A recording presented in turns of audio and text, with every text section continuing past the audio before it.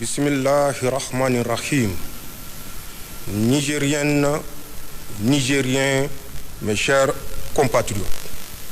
Cela fait déjà 2 ans que nous sommes résolument engagés tous ensemble avec résilience et foi dans l'avenir sur le chemin de la souveraineté pleine et entière de notre pays et pour le bonheur de tous. Mes chers compatriotes, il s'agit assurément d'un chemin plein d'embûches, aux conséquences difficiles, aussi bien pour les Nigériens pris individuellement que pour notre pays en tant que communauté politique organisée. En effet, depuis le 26 juillet 2023, et notre engagement patriotique à prendre notre destin en main, le système néocolonial réactionnaire de mise sous tutelle du Niger que nous avons renversé n'a cessé de se déchaîner contre notre pays et son peuple. C'est ainsi qu'après avoir échoué à organiser le blocus total de notre pays, puis nous porter frontalement la guerre par l'intermédiaire de la CEDEAO, les forces coalisées opposées à notre émancipation politique et économique ont décidé, tirant les leçons de leur échec, de se réorganiser pour atteindre autrement leurs objectifs, en combinant de façon sournoise opérations terroristes d'éclat, actions économiques subversives, manipulation politique interne, ainsi que guerre informationnelle et jeu de discrédit sur nos institutions et autorités politiques. Les résultats auxquels ils parviennent sont souvent spectaculairement importants, non pas parce qu'ils donnent un avantage stratégique aux forces opposées à notre pays ou qu'ils soient constitutifs d'un véritable projet politique alternatif au nôtre, mais simplement parce que de par l'immédiateté de leurs effets et leur violence, ils impactent négativement notre quotidien de façon individuelle et collective. Ils bénéficient d'une importante couverture médiatique et diplomatique à l'échelle internationale. Ils sèment le doute, c'est certains d'entre nous, et nous divisent. Ils rencontrent nos légitimes mais pressantes attentes individuelles ainsi que notre impatience quant à un changement véritable. Ils nous font parfois perdre de vue ce que nous avons réussi ensemble et nos nobles objectifs communs. Ils nous font parfois perdre de vue ce qui est essentiel et nous empêchent de nous projeter dans l'avenir qui s'annonce pourtant radieux pour le Niger et la Confédération AES dans son ensemble. Mes chers compatriotes, c'est dire que je mesure la complexité de la situation à laquelle nous faisons face, les difficultés qui se dressent devant nous, ainsi que l'état d'esprit de nombre de nos compatriotes. Je sais par ailleurs le sacrifice que nous avons consenti pour que vive le Niger, ainsi que nos attentes légitimes d'une vie qui doit être nécessairement meilleure pour les Nigériens. C'est le lieu, sans doute, de rendre un vibrant hommage à nos forces de défense et de sécurité pour tous les sacrifices consentis et leur professionnalisme, à notre grand peuple pour sa résilience et son engagement, et à tous nos amis pour leur précieux soutien. Mes chers compatriotes, force est donc de reconnaître que nous avons objectivement besoin d'une organisation adaptée à notre contexte pour réaliser notre projet politique et parvenir à des résultats probants pour chacun de nous, individuellement considérés, et pour notre pays de façon générale. En effet, aucun projet politique à l'échelle d'un pays ne s'est réalisé dans la précipitation et dans un court délai. Cela est particulièrement vrai dans le cas du Niger, en tenant compte notamment de notre histoire politique singulière, des enjeux liés à l'exploitation de nos ressources naturelles et de l'adversité sans précédent à laquelle nous faisons face aujourd'hui. C'est pourquoi nous sommes ensemble dotés d'une charte de la refondation dans un cadre inclusif et consensuel, celui des Assises nationales de la refondation tenues à Niamey du 15 au 20 février 2025. La charte du 26 mars 2025 a non seulement posé les jalons de la souveraineté pleine et entière du Niger sur le plan politique et économique, en nous permettant de nous réapproprier notre pays, ses immenses ressources naturelles et en définissant les valeurs devant régir notre société, mais aussi organiser nos pouvoirs publics et octroyer un délai raisonnable à notre gouvernement pour refonder notre République. Aussi, nous sommes en train de prendre toutes les dispositions pour mettre en place progressivement nos institutions à l'instar de la Cour d'État installée le 16 novembre 2023, la Cour des comptes dont les membres ont prêté serment le 1er juillet 2025 et du Conseil consultatif de la refondation qui a tenu sa première session du 28 juin au 12 juillet de cette même année. C'est le lieu aussi de féliciter une fois de plus tous les acteurs qui ont permis l'aboutissement heureux de ce processus et les encourager à persévérer au service du Niger et des Nigériens. Mes chers compatriotes, comme nous pouvons le constater, il s'agit d'un chemin difficile que nous sommes en train d'aménager avec courage, détermination pour l'avenir. Mais il s'agit surtout du seul chemin en phase avec nos légitimes aspirations de liberté, de souveraineté et de développement certain dans l'avenir. Il s'impose donc à nous comme un choix rationnel, historique et de conviction.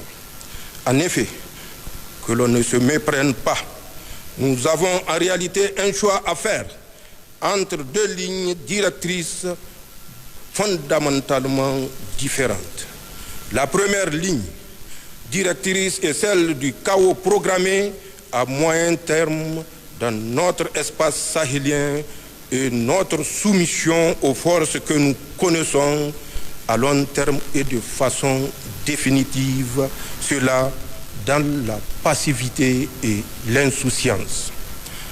C'est le choix de continuer à faire la politique comme par le passé.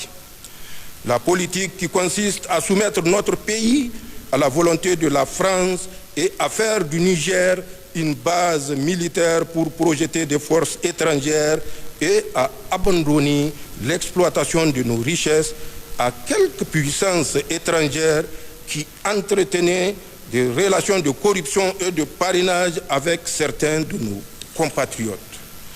La deuxième ligne est celle du refus de la soumission et de continuer la même politique qui, en 65 ans d'indépendance octroyée, n'a produit que corruption, insécurité et misère. C'est le choix de la dignité dans l'honneur et pour l'avenir. La politique de défendre sans complexe et sans complaisance les intérêts du Niger. Elle consiste à ne soumettre le Niger qu'à la seule volonté des Nigériens et à nous approprier notre pays et l'audace de nous engager sur un nouveau chemin en rupture d'avec ce que nous avons expérimenté jusqu'à une date récente. Mes chers compatriotes, ce choix d'emprunter le chemin difficile qui est désormais le nôtre, nous l'avons fait ensemble et dans l'unité, en toute responsabilité et en ayant une claire conscience des enjeux et défis qui nous attendent. En effet, depuis que j'ai l'insigne honneur de présider à la destinée de notre cher pays, j'ai toujours tenté, lors de mes différentes prises de parole, de présenter dans la transparence l'exacte situation dans laquelle notre pays se trouve en identifiant clairement les menaces, les jeux des acteurs, les enjeux et les défis. J'ai ainsi prévenu les Nigériens de toutes les difficultés auxquelles nous faisons face dans leur complexité pour mieux nous préparer au combat difficile mais victorieux que nous allons devoir mener dans la durée, Inch'Allah.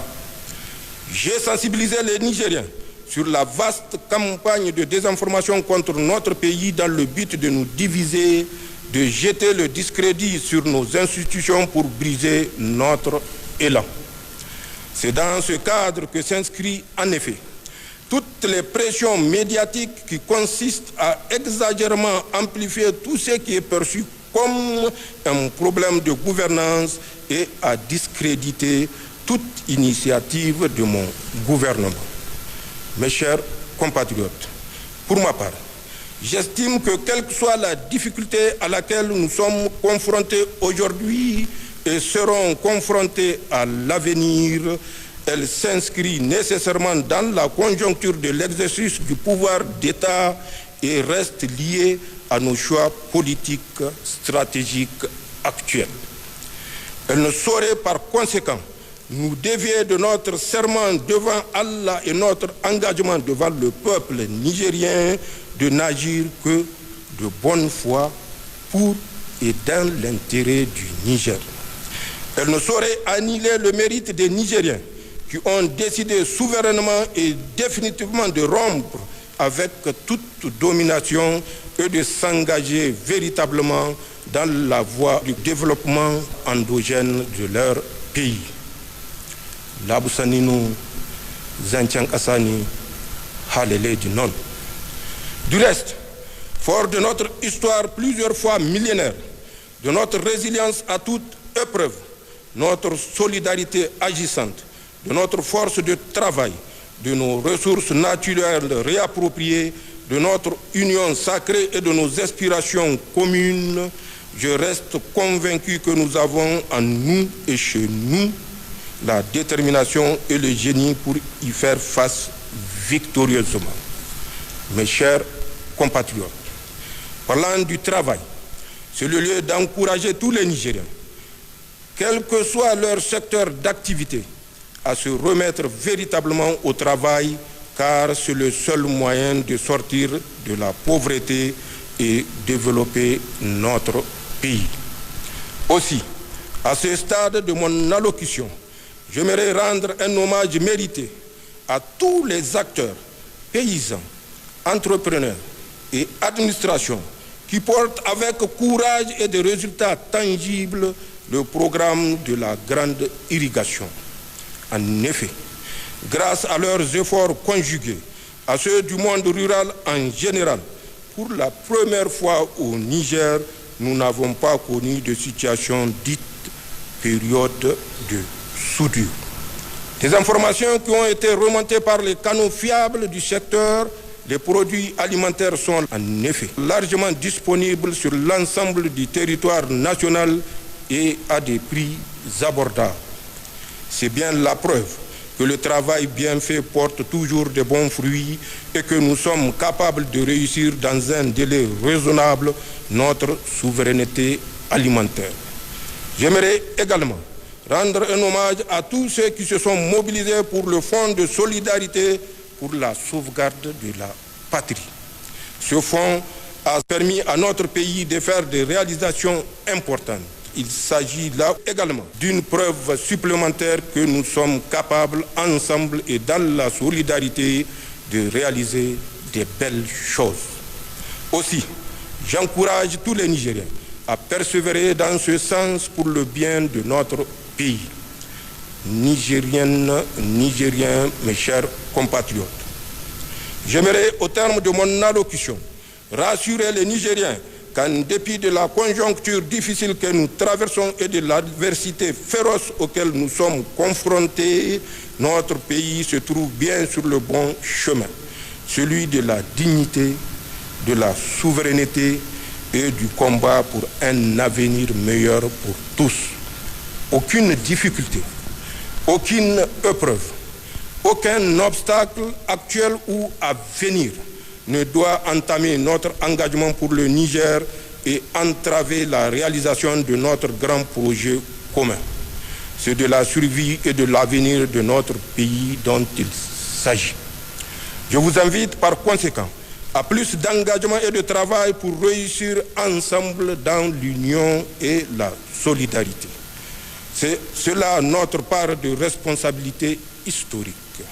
Pour le reste, j'invite tous les Nigériens à intensifier les prières et doigts pour qu'Allah continue de préserver notre pays, qu'il nous gratifie d'une bonne saison de pluie et nous accorde la réussite dans tous nos projets pour le Niger et notre confédération AES. C'est d'ailleurs convaincu de l'importance de nos prières dans la réalisation de ce projet et tenant compte du contexte difficile du moment que j'ai instruit le gouvernement à restreindre les activités commémoratives de l'an 2 de l'accession du Conseil national pour la sauvegarde de la patrie au pouvoir à des séances de lecture du Saint-Coran et de prières sur l'ensemble du territoire national pour qu'Allah continue à descendre sa rahma sur notre pays, à nous accorder un hivernage fécond et la réussite dans tous nos projets individuels et collectifs, Inch'Allah.